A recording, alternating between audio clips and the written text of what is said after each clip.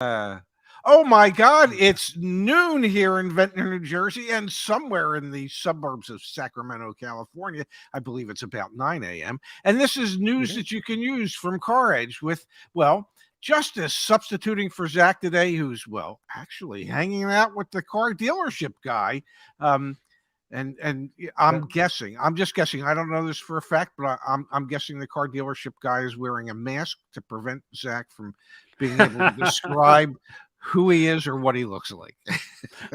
Is he just going to call him Mr. Car Dealership Guy the whole Mr. time? CDG, yeah. So I'm looking forward to Zach getting back here on Friday so he can tell us all about Mr. Car Dealership Guy, and then tomorrow when he visits with Brandon, Mr. Car Questions Answered, and his lovely wife, Mrs. Car Questions. It's so wonderful that he was able to find a woman named Mrs. Car Questions Answered. But that's yeah, that was. I mean, it was almost like a match made in heaven. Apparently it was. Now my son, bless him, he's the one that came up with today's hook for the show. Hyundai and other automakers are getting desperate, and here's what they're getting desperate for. And apparently, I'm going to share the screen. So let's see if I remember how to do this. Share screen, entire screen. Click on that. Click share. Go here. Oh, I probably should have had this set up better. Oh, and there am I sharing? You are. Okay. It looks great. So inside Hyundai's plan to turn software into a profit machine, like they already haven't started doing this. So the car industry is in the midst of its biggest transformation since the first Model T rolled off the assembly line. And no, it's not about shifting to electric vehicles. It is all about software, ladies and gentlemen, all about software, and not necessarily the software that we're used to seeing in vehicles, like the navigation systems, the infotainment systems, because, well, a car can't just be a car. You got to be entertained the whole time that you're driving the car, and you have to have access to things. But they're projecting, Hyundai Kia are projecting in the future. The South Korean automaker has set a lofty target for software-driven features to make up 30% of the company's profit. Think about that for a second. It's not the sale of the cars. It's the crap inside the car that they can keep updating and get you to subscribe to, that they project that to represent 30% of their company profit moving forward in the future.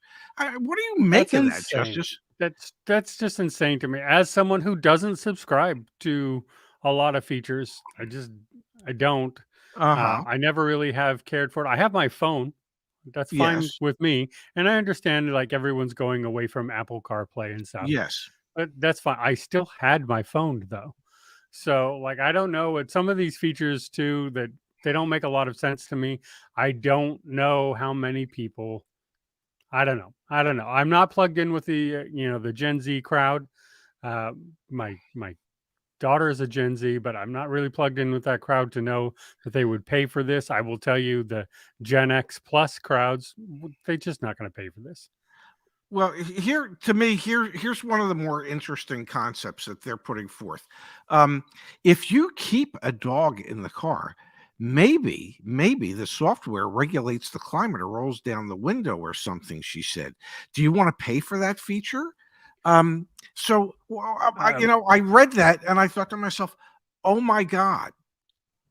I'm thinking about old TV ads about like toothpaste, where 4 out of 5 dentists recommend this toothpaste. So how are they going to sell this? 4 out of 5 veterinarians recommend this software package in your car for when you inadvertently leave your pet inside the car because, I don't know, you were deaf and you couldn't hear the son of a bitch barking.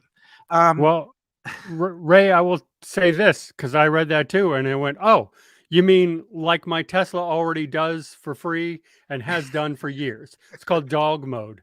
and it brings up on the giant screen. It says, "My driver will be back soon. Here's the cabin temperature. I'm just fine." This has been a free software thing from Tesla forever. So it's weird to me to see things that, like Tesla does for free that other people are like, yeah, we'll charge for this feature. Like, what? Well, here's something that I don't know if they thought about at Hyundai Kia yet, but for those who have a gambling addiction and live somewhere near a casino, and they're popping up just about everywhere in America today, and you still happen to be a parent. Well, with all the infotainment equipment that they will have in their future cars, you can just park that car in the parking garage at your local casino, leave your child strapped into their car seat, so that they can still reach the info, and they can be entertained for hours while you're gambling away their future college fund and perhaps even tonight's dinner. So Zach is not here, so I would like to chime in and say CarEdge is not endorsing this feature, nor are we supporting it. Ray is doing a hypothetical. We want to make that clear. We are not suggesting that they come out with a feature to leave your child in the car so you can go gamble. I'm just telling you that, there'll be a subset of people, especially here in the Atlantic City area and in Las Vegas, there and in Palm Springs and in San Diego, where everywhere where there's casinos, where they will offer that software that can monitor your child while you're busy gambling away your future and their future. And it can alert you when, I don't know, it's either time for a diaper change or whatever it may be. Oh, the kid's getting restless. You better get back out to the car. Oh, no, well, I got to split these tens. It's, come on. Didn't VW do that with their alarm system at one point, where if it detected a heartbeat inside the cabin, when you set the alarm, it would like pulse or something and warn you that there was somebody in the car? In case you forgot your child. Well, that's a sad thing, but it's true. I don't know if Volkswagen had that, but I mean, when we lived in Phoenix, sometimes people, and I don't know how you could forget this, sometimes people would forget that their child was strapped into the car seat in the back, and they, and it gets hot in the Phoenix area. Quickly it gets hot, and cars get incredibly hot because I remember when I was at the Acura dealership, and I had a customer, and he said, "Well, how much hotter does the interior get when it has a black leather interior as opposed to a lighter color interior?" And we didn't actually do the research, so we suspected, I don't know, probably somewhere around 5 to 8 degrees hotter. Oh, okay. So the customer whipped out his thermometer and we tried it in two different vehicles, one with a light interior and one with a dark interior. And the darker interior was about 20-25 degrees hotter. And I used to tell customers, you always want to get the lighter interior, because when you put your kids in the back seat and they're wearing shorts, at least when it burns the flesh off, you won't notice it on the leather. But on the black leather, it shows up. It just, of course. Does. I know you don't want that. You don't want to show up on there. I digress, and I apologize. I'm going to share my screen again. And this is General Motors, bless their heart. Bear with me here, because I have to talk my way through this, because if I don't talk my way through it, I can't do it.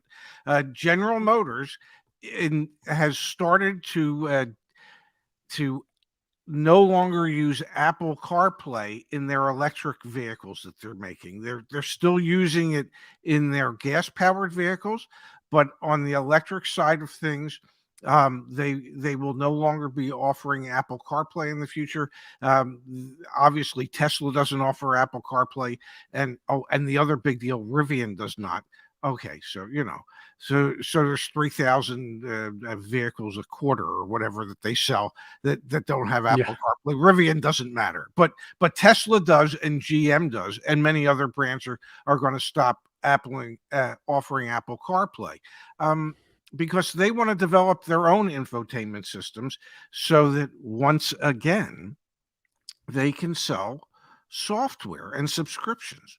Um, you know, you were in the industry for a while. I mean, GM's been offering OnStar for years, Yeah. and And what's and the re-up rate on that?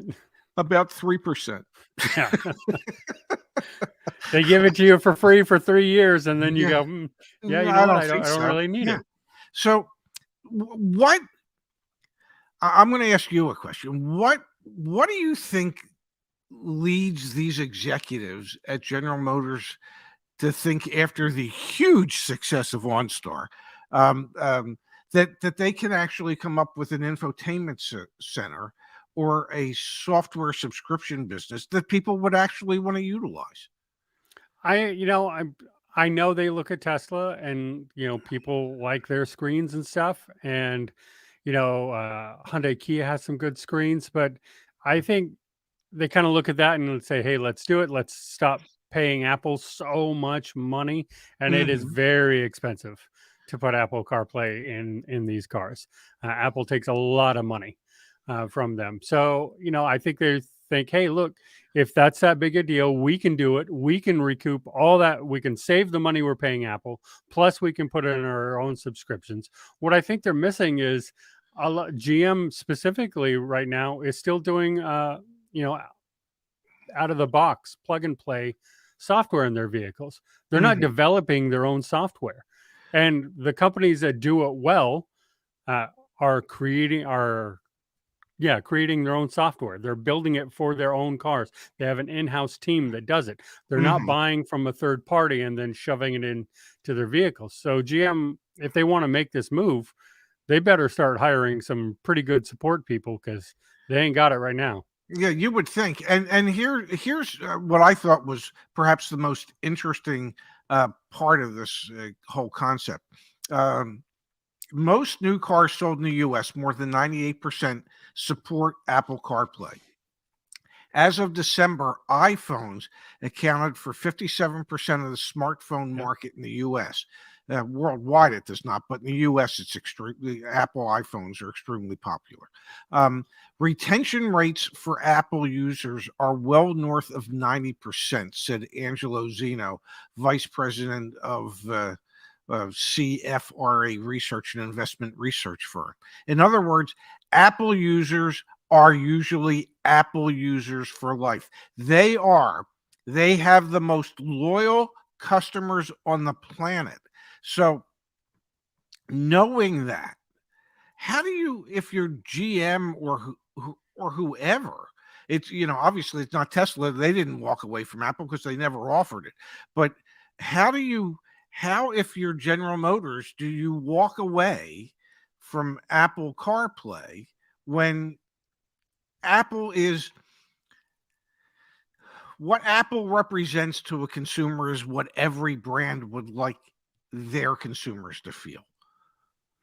Yeah, so I have questions about that too, because as a person who can now count 9 Apple products sitting in front of me just on my desk alone, Yes. I would probably go into that category of the Apple fanboy who's Hmm. probably never going to switch.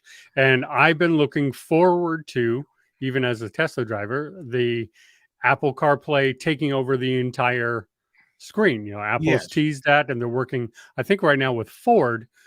I think that really puts GM, if Ford does it, and you bring your phone and all of your screens in your vehicle become whatever you have set them up to for your Apple Yes. device, and they're all switched to you.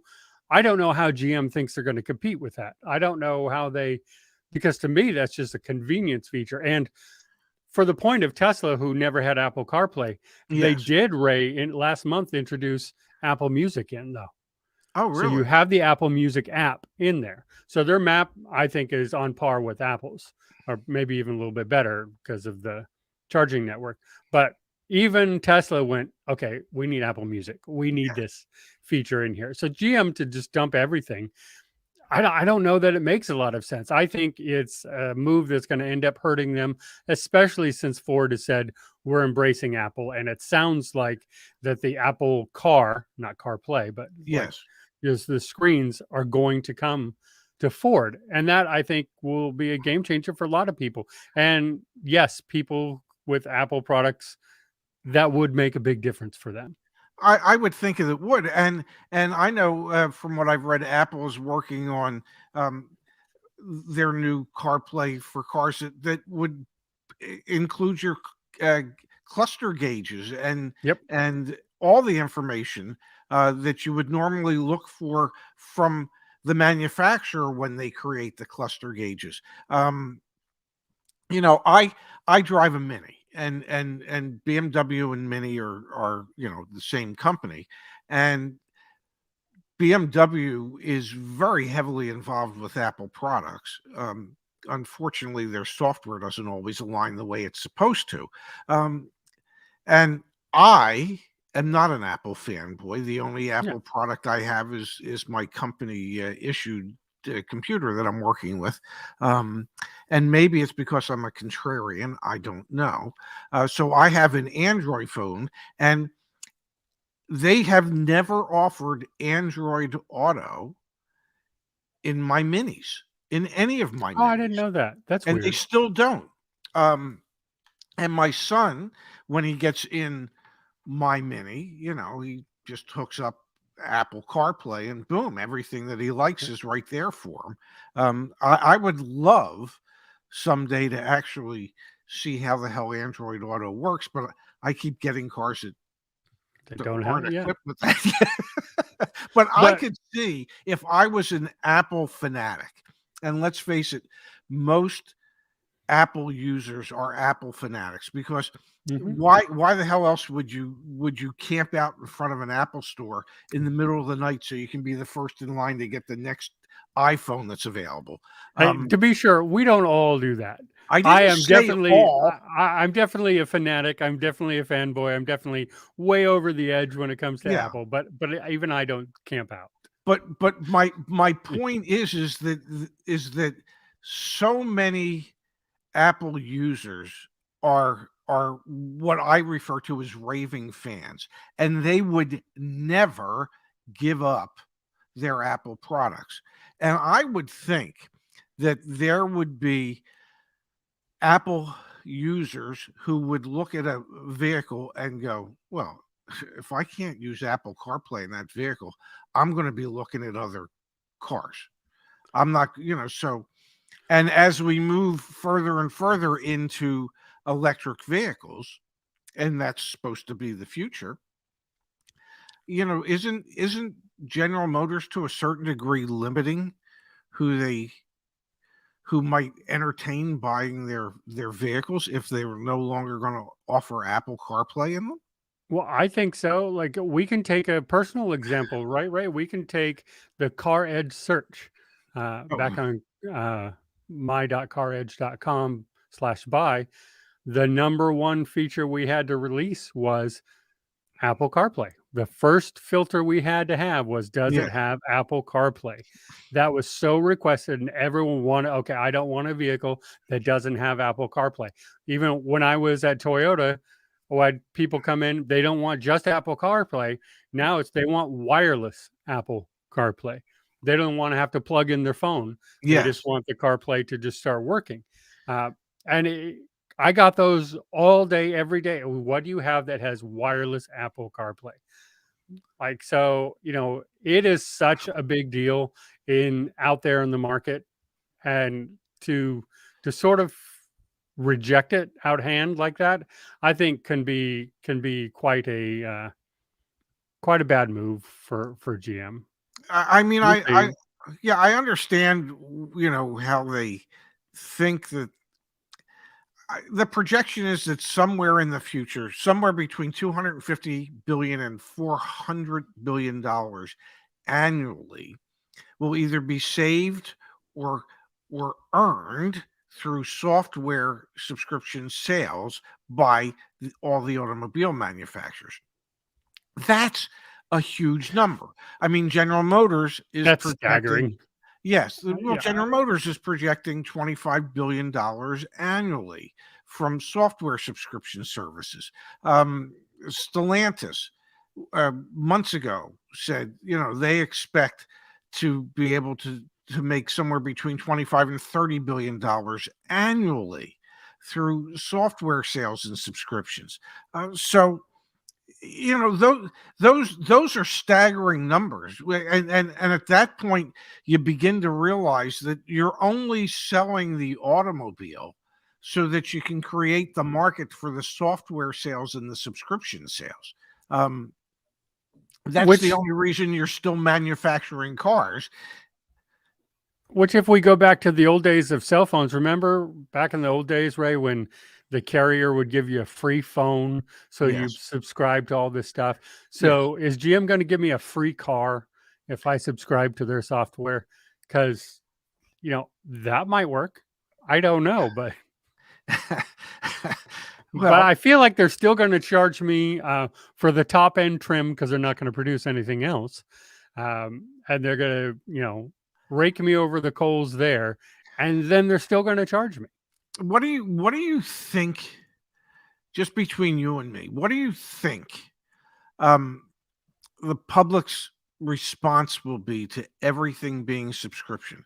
And what I mean by that is, you have your cell phone bill, you have your Netflix bill, you have Amazon Prime, you have Hulu, you have Peacock, you have Paramount, you have Disney. You know, how many? I mean, there's just you have Spotify. The list goes on and on of all these things that are monthly subscriptions. And when you start to finally look at, oh my God, I'm spending like $300 a month in monthly subscriptions so I can entertain myself. Well, because I can't do it on my own. Isn't there going to become software and subscription fatigue? Well, let me answer that by first saying I am so impressed that you knew all the names of those streaming services, because I know you don't have half of those. I do not. But I am thoroughly impressed that you didn't really miss any. So good for you. I have all of those. So I'm the other person. But I've cut out other things in my life to balance. And, you know, whether I can have those. You know, I pay for internet and that's it. You know, I cut out the cable. I saved a lot of money even with all the streaming services. But you're right. There are certain things where you kind of get fatigued. And I know someone said it tongue in cheek here, but you know, Netflix doing their password crackdown, there is a thought that, you know, hey, if you're going to have Netflix in your car, you may have to end up with a separate subscription for that. And they're, because, you know, Netflix is doing from your IP address. So there's issues there. I'll ditto on your phone if you're going to a hotel or whatever else. You know, it's these weird things that are happening, and I do see subscription fatigue.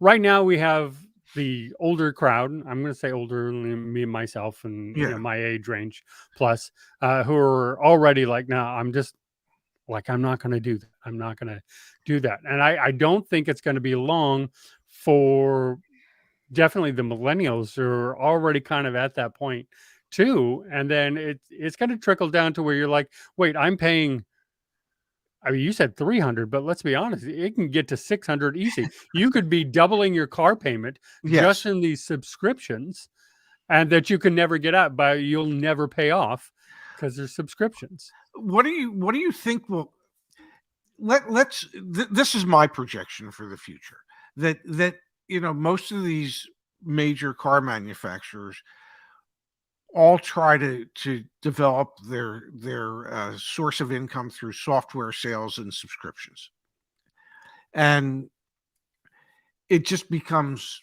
burdensome for customers. It's you know, these ongoing costs are just phenomenal.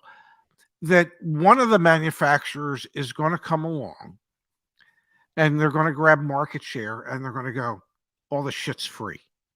I'm not supposed to say that. All the stuff is free. Okay. We're just going to give it to you. You don't have to subscribe.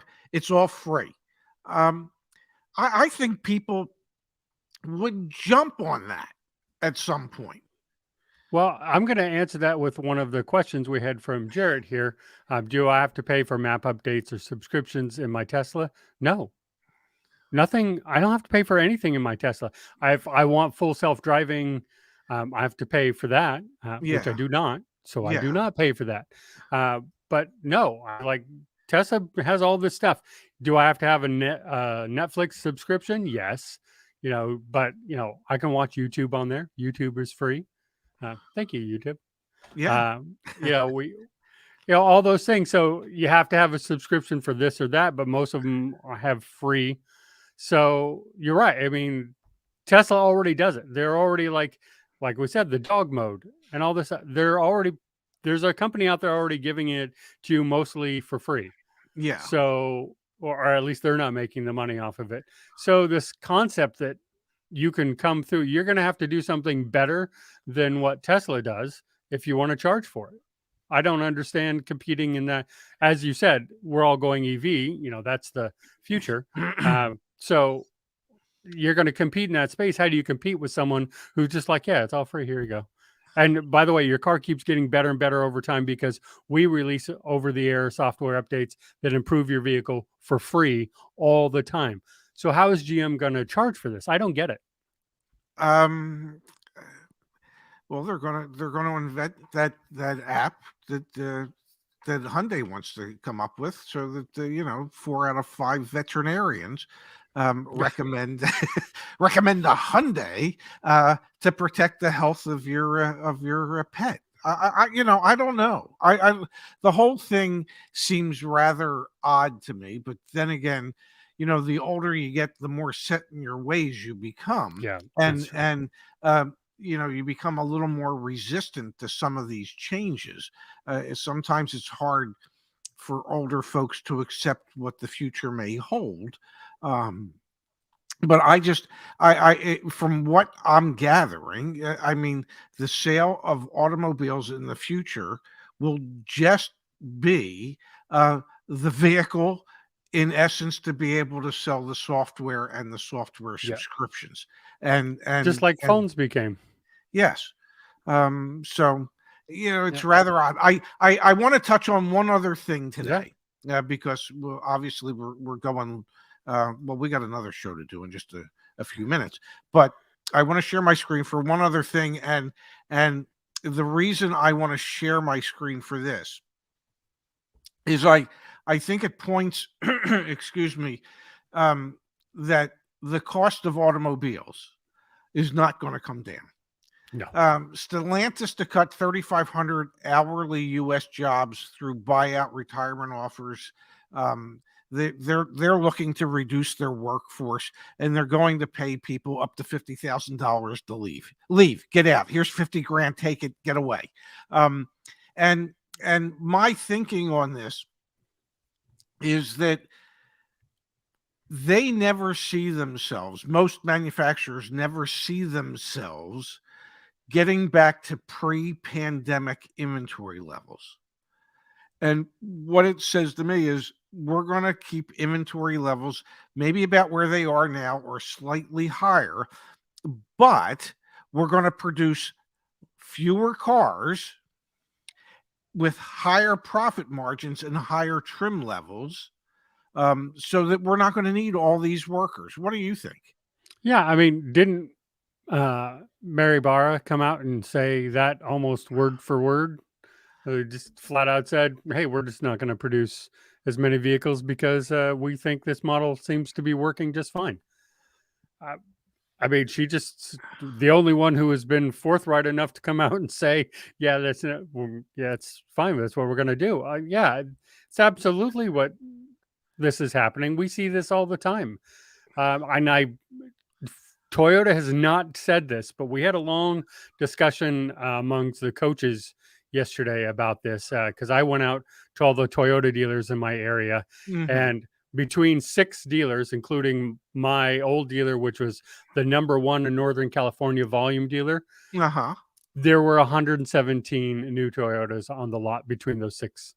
Oh my goodness! And in the old days, my dealership had 5 times that. I was going to say, yeah, if a dealership only had 117, that was the small dealer. Yeah. Yeah, my dealership easily, and I went to the backup lots because my old dealership would have been one to hide them into the back Yeah. and go, oh, shortage. So I went back and I drove to the backup lots, and I went to the employee lot where they also used to store some. Nothing. They were, I mean, not one single vehicle in those places. So I look at Toyota, and I talk to some people on the team who know people who own Toyota dealerships who say, we can't get them. Like we get them in, they're sold, they're pre-sold before they hit the ground. We can't get what we need. So it seems to me like in Toyota saying shortage, but Yeah. come on, like they can't be that much of a shortage that we're there. And I think all the OEMs, whether they say it and admit it or not, um, eh, they just they're not producing because it seems to work just fine for them. Apparently it does, and I think that's exactly what Stellantis is basically Yep. saying when they're agreeing to cut. I think it's about 8% of their hourly workforce, because they know they're not going to get back to the times where they produce the volume of vehicles that they used to, because they can get by producing fewer vehicles with higher profit margins and higher Mm. trim levels, and only worry about selling to a smaller group of better qualified customers, and forgetting about the people in the lower economic areas. Yep. As Yeah. JMax says, sell less, make more. Well, Cut 8% of your hourly workforce, and you can still get your same bonus that you always got before exactly. as Well, an executive. Hey, great. yeah. Well, somehow we killed a half an hour, and Yeah. in less than 14 minutes, we have another show to do on our electric channel, our unplugged show. So Yes. you and I will be back on the other channel in about 13 and a half minutes. That's right. So We will. yes. So in the meantime, I want to thank you for filling in for Zach today. Thank you for Who's having me. I yeah, appreciate it. yeah, no, I appreciate it, and I will see you again in a few minutes, and we'll be back here tomorrow at noon Eastern, 9 Pacific, 8 a.m. Alaska, 6 a.m. in the morning in Hawaii. Don't ask me what time it'll be in Japan, because ain't nobody watching us, at least not in Japan. And so we'll see you back here tomorrow, everybody. Thanks so much for being with us today. Bye, everybody.